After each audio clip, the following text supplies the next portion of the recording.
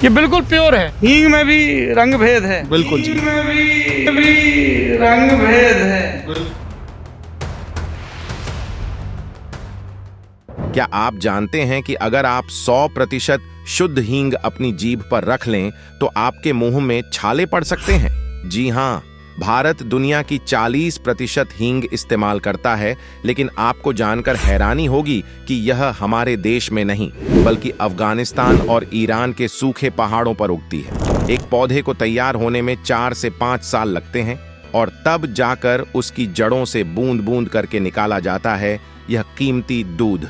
लेकिन दोस्तों, बाजार में जो हींग आप 50 से 100 रुपये में खरीदते हैं, असल में उसमें सिर्फ 10% असली हींग होती है, बाकी सब मैदा और गोंद होता है।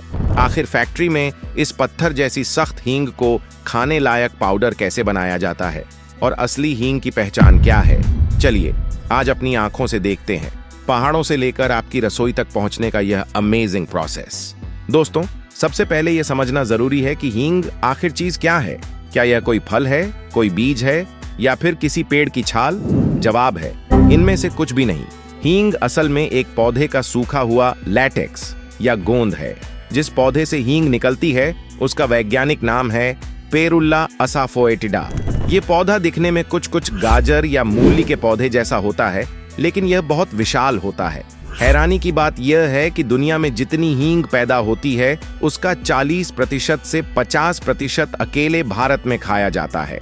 हम भारतीयों को हींग इतनी पसंद है कि इसके बिना हमारी दाल, कड़ी और सांभर का स्वाद अधूरा लगता है। लेकिन कड़वा सच यह है कि आज तक भारत में हींग की खेती न के बराबर होती थी। हम इसे करोड़ों रुपए खर्च करके दूसरे देशों से मंगवाते हैं। इसे किचन का गोल्ड कहा जाए तो गलत नहीं होगा। हींग को पाना सोने की खुदाई जैसा मुश्किल काम है, क्योंकि यह अफगानिस्तान और ईरान के बेहद बंजर और पथरीले इलाकों में उगता है। इसकी खेती के लिए धैर्य की जरूरत होती है।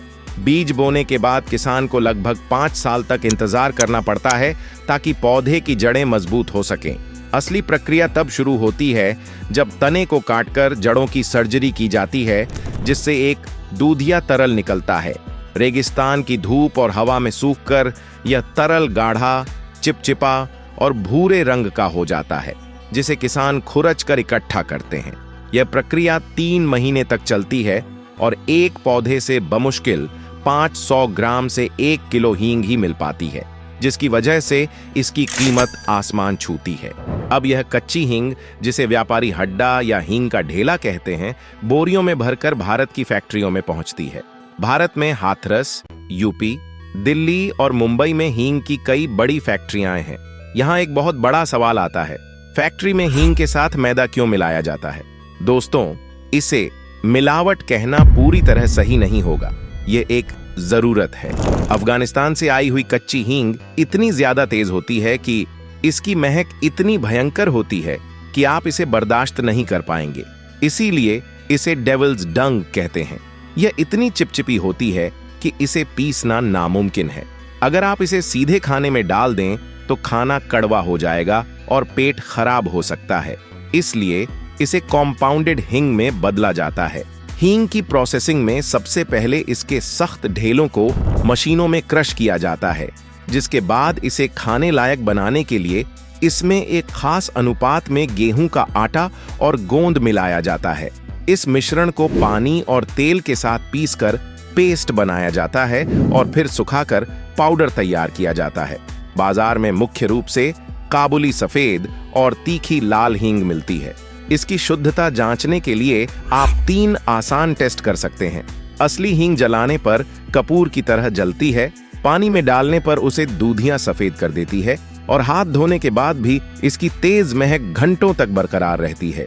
यदि हींग काली पड़ जाए या पानी में न घुले तो समझ लीजिए वह मिलावटी है। हींग को लेकर दुनिया में 2 राय हैं। पश्चिमी देश इसे डेविल्स डंग यानी शैतान की गंदगी कहते हैं, क्योंकि उन्हें इसकी कच्ची महक सड़े हुए लहसुन या प्याज जैसी लगती है। वे इसे खाने में इस्तेमाल करने से डरते हैं। वहीं भारत में इसे फूड ऑफ द गॉड्स यानी देवताओं का खाना माना जाता है। हमारे यहाँ आयुर्वेद में इसे पेट दर्द, गैस और अपच की रामबाण दवा माना गया है। पुराने जमाने में दादी नानी छोटे बच्चों के पेट पर हींग का लेप लगाती थीं, जो आज भी उतना ही कारगर है। यहाँ तक कि 1918 में जब दुनिया में स्पेनिश फ्लू महामारी फैली थी, तब अमेरिका में लोग गले में हींग की पोटली पहनते थे, क्योंकि उनका मानना था कि इसकी तेज गंध वायरस को दूर रखती है।